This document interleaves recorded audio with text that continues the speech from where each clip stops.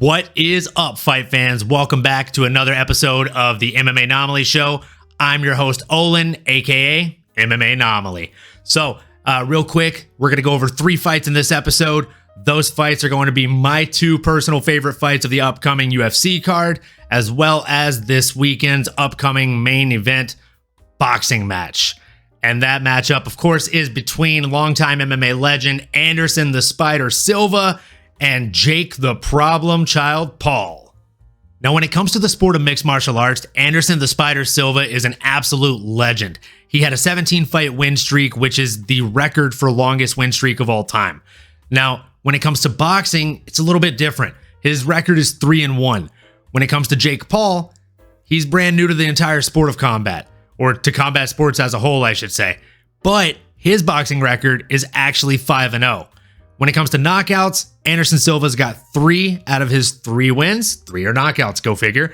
And when it comes to Jake, 4 out of his 5 are knockouts. The kid has cannons for hands. He will knock you out at any point in the fight, especially if you get complacent, especially if you get lazy, and especially even if for one split second you think you've got the upper hand and that you're crushing him. That's the thing about Jake Paul. He actually seems to have this ability to lull his opponents into a false sense of security.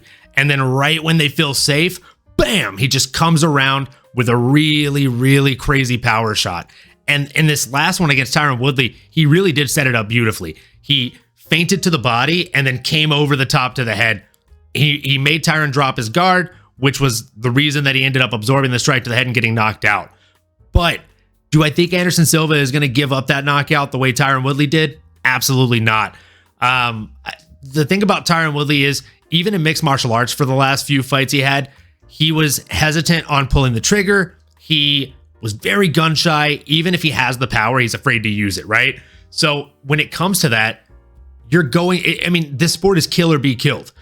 Because, let's face it, when it comes to Jake Paul, the kid made his living off of being entertaining before he was in combat sports. So to him, getting a knockout as menacingly and as quick and as nastily as possible, that's the goal. That's the mission.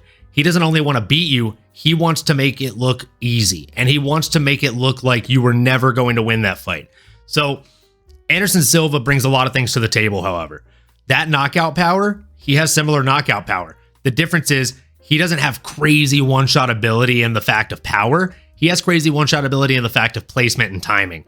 He typically catches people when they're coming forward, which Jake Paul does do. Jake Paul is known for coming forward. Lots of forward pressure. That plays into Anderson Silva's hands. Also, Anderson Silva has a 1.5-inch reach advantage over Jake Paul, which I do think he will be able to utilize quite well. He's always utilized his reach advantage better than anybody, even Conor McGregor. So, I, for one, am looking forward to this fight. At the same time, I am terrified of this fight because 2 reasons. One, as a longtime MMA fan, I'm one of those guys that was always on the train wanting to see Jake Paul get knocked out, wanting to see Jake Paul get humbled, and I wouldn't be mad if an MMA guy did it. But the thing that scares me is I think Jake Paul might actually knock Anderson Silva out in the late rounds. And the worst part about it is, I think Anderson Silva, if that happens, he'll be up. If it happens in the 7th round, Anderson Silva will be up 6.5 rounds. And then he'll eat a bomb and go to sleep. And it will be so, so sad. And we will all mourn him in the MMA community. But the biggest and baddest thing about all of this is the fact that I think Jake Paul's actually starting to grow on me. And more so, the more I watch him, the more the kid looks like a boxer, which is scary for the rest of the boxing community because the kid is a real problem child. Oh yeah, and speaking of problem child, I forgot to mention, look at the age difference here, guys.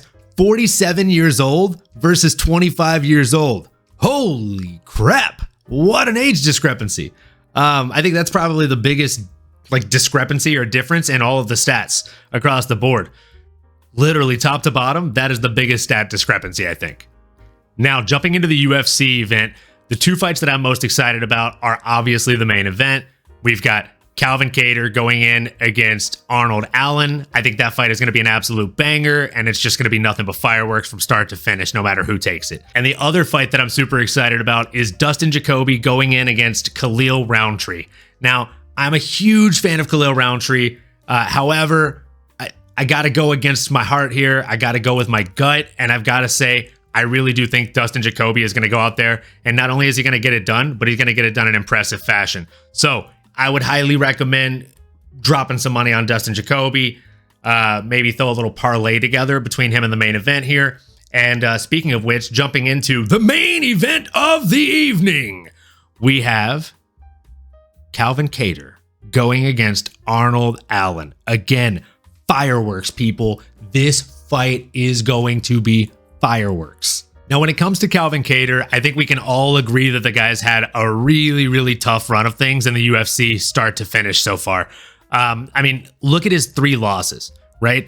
His most recent one came from Josh Emmett, and I personally thought he didn't lose that fight. I thought he won that fight. His last loss before that, a young man that you might have heard of named Max Blessed Holloway.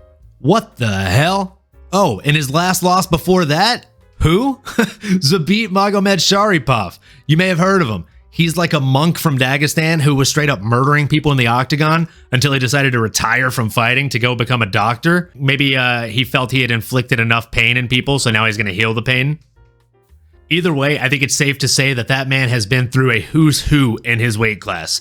That being said, looking across from him in the octagon, we have a young man named Arnold Almighty Allen, and I just truly think that this man gets it done, and he might very well be a future champion in the weight class. He has 1 loss to his name in professional mixed martial arts, and that loss came long before his time in the UFC. I don't see his second loss coming or his first loss in the UFC coming anytime soon, and I don't think it's going to be Calvin Kattar who gives it to him. As much as I actually really like Calvin Kattar, I'm a big fan of both of these guys. I think Arnold Allen not only gets it done, but I think he gets it done inside of 1 or 2 rounds. I don't see this fight going 5 rounds by any means, and I don't see it going past the 3rd round for sure. So if you're going to put a parlay, like a fight prop parlay, I would say either do like a 2-fight parlay on Arnold Allen and your boy Dustin Jacoby getting it done. And if you want to do some round props, I would say round 2 is probably a safe bet for both of those guys or under. As always, thanks again for tuning in to another episode. I appreciate each and every one of you. And by the way, I am also starting to stream on Twitch, so make sure you check me out on Twitch at MMA Anomaly if you're into video games and violence. Awesome, guys and gals. I appreciate it again, and I will see you all next time. Later.